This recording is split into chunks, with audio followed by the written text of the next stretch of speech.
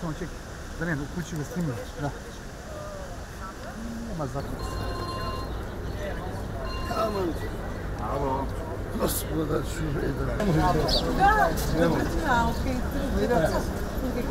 Da. Ajde. Nazad, natakao da...